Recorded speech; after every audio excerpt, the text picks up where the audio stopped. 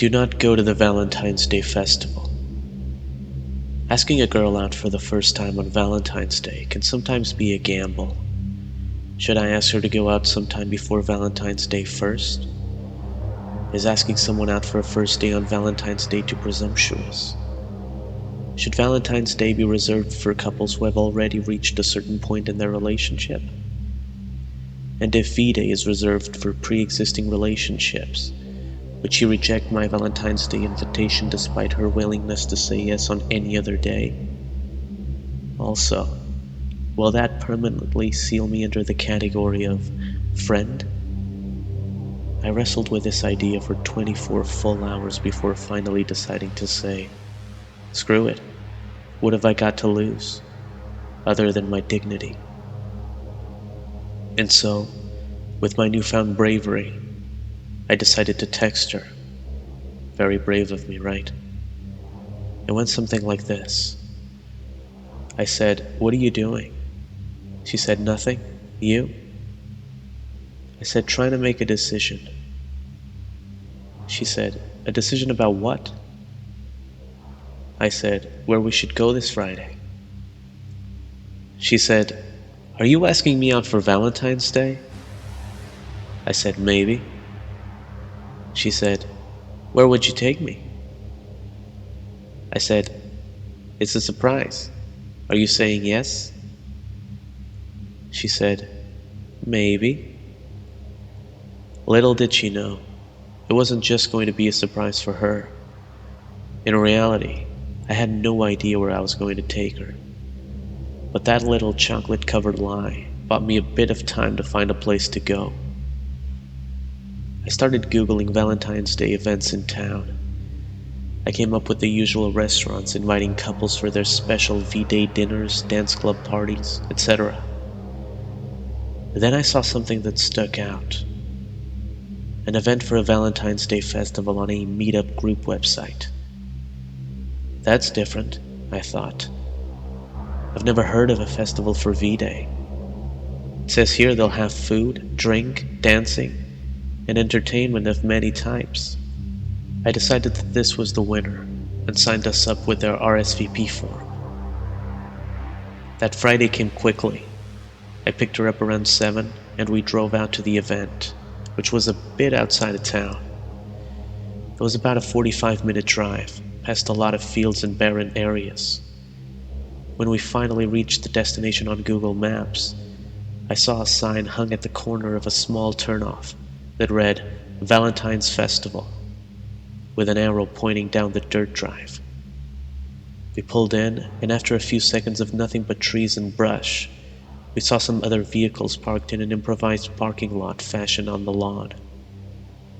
This brought a sigh of relief, as I really didn't want to look like a complete idiot in front of her on our first date, especially with it being Valentine's Day. We parked, got out. I took her arm in arm as we walked toward what looked like a large outdoor party going on, with lots of lanterns and merry-sounding noise. This was definitely the place. I looked at her and noticed a smile. "This looks like fun," she said. I smiled when I saw that she was happy with my decision. We eventually came to a front gate where a woman, dressed in period clothing, asked to see our RSVPs. I showed her on my phone, and she checked off our names on a sheet. We continued inward. To put it lightly, this place was beautiful. There were colored lantern lights everywhere, soft white string lights defining sections and walkways, an incredible food spread, which was, as of yet, untouched. People dancing, singing, and even some old men dressed in religious wear, who seemed to be just as into it as everybody else. Most of them were dressed in the same period clothing as the woman who checked our RSVPs at the gate. And it was all set up in a field with beautiful flowers and greenery all around us. It looked perfect. I was proud of myself for making this decision. She would definitely be impressed.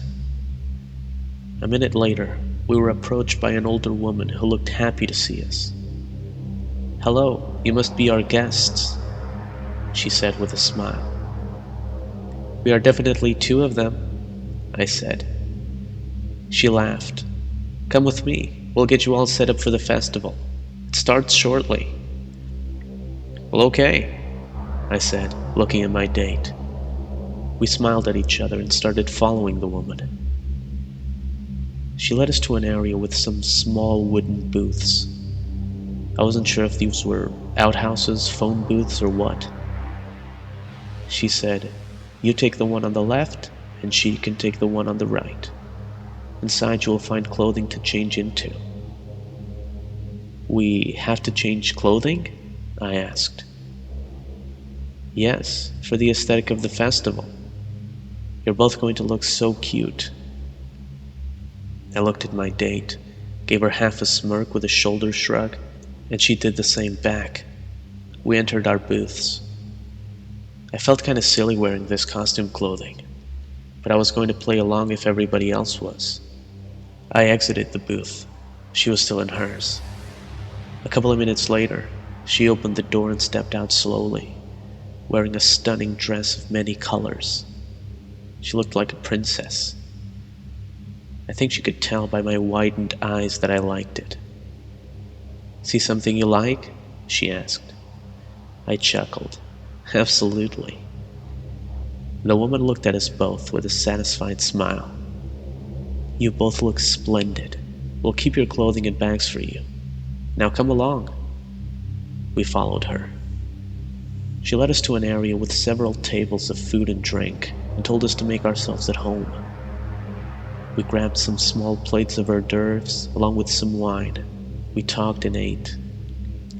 How did you find this place? She asked. I found it online. Do you like it? Of course I do. It's wonderful.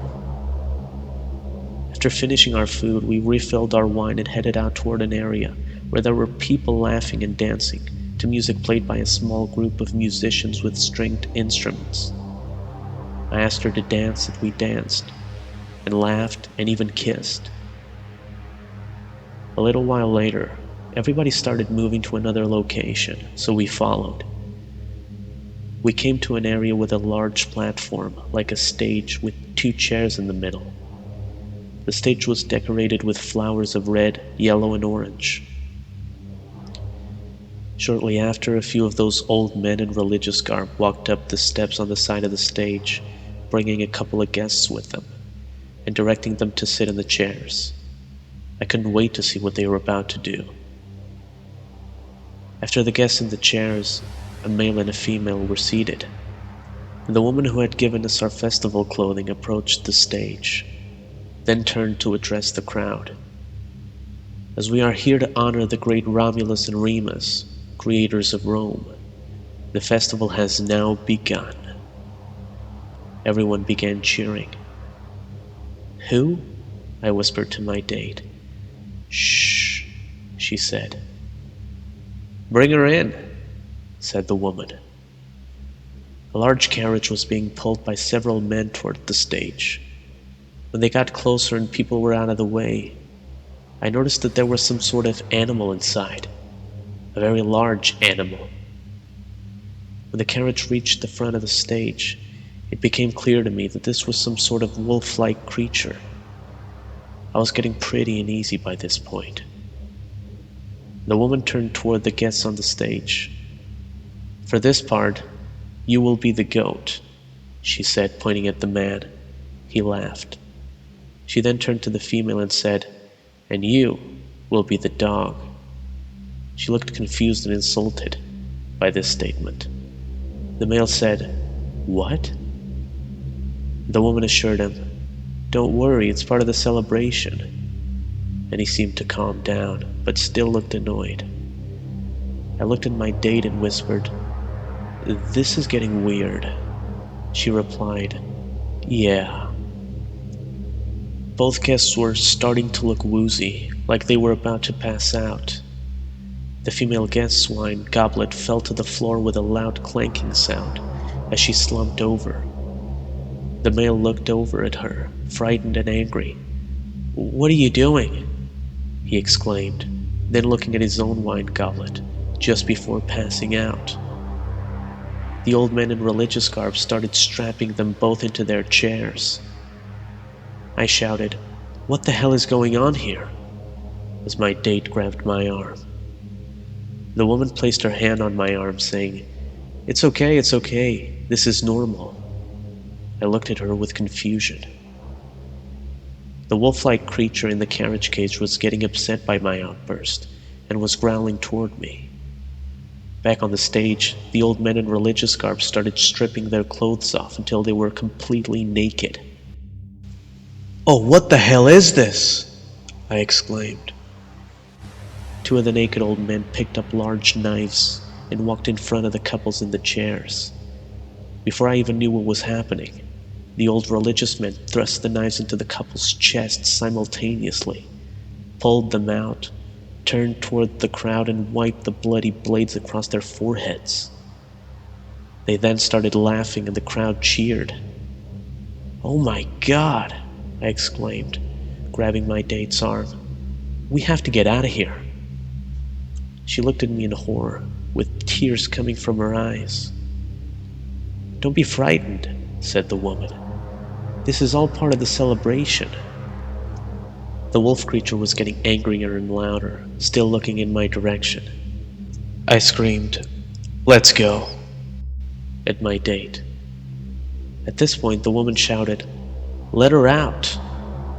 Several men started opening the cage door of the carriage to let the wolf free. We ran, hand in hand, back in the direction that we came from. I plowed through people as we ran back toward the entrance gate. We got through the gate and I slammed it shut. We continued running toward the parking lot. The funny part is, when I looked back, nobody was chasing after us. It was like they didn't think there was anything wrong. When we got to the car, I first unlocked her door to make sure she was safe inside, then unlocked mine and I jumped in. And unlike every horror movie I've ever seen, the car started on the first try. We sped away, leaving a dirt cloud in our wake. After a couple of minutes, I finally glanced over, and my date was looking tired. She was passing out. Oh no, I thought. We drank the wine. A few minutes later, I started feeling like I was about to pass out.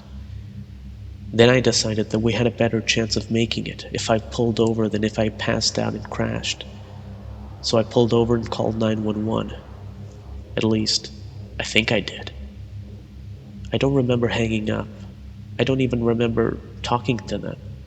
All I remember is being awoken by police busting out my window. EMS was on the scene and pulled us both out of the car, loading us into the back of an ambulance. That's the last thing I remember before the next day. When we woke in a hospital the next morning, I learned that our stomachs had been pumped as a preemptive measure, as they didn't know what was in the wine that we drank. They had us on IVs all night to keep us hydrated. I told the police all about the festival, the murders, everything. I even gave them the address of the event that I punched into Google Maps the prior evening. Later that day, I received a call from them saying that they checked the address, but there was nothing there. I told them, "I know it's in the middle of nowhere, but it was down a dirt side drive to the left, right by where Google said the address should be. You have to go through the drive and everything is back there in the field." The officer hesitated for a few seconds, then replied, "We did see the drive, and we did go through it. There's nothing back there. No people, no lights, no stages, no garbage left behind. Nothing. We spent over an hour looking. There's just nothing there." I then grabbed my phone to bring up the festival group on the meetup website. You guessed it. It was gone.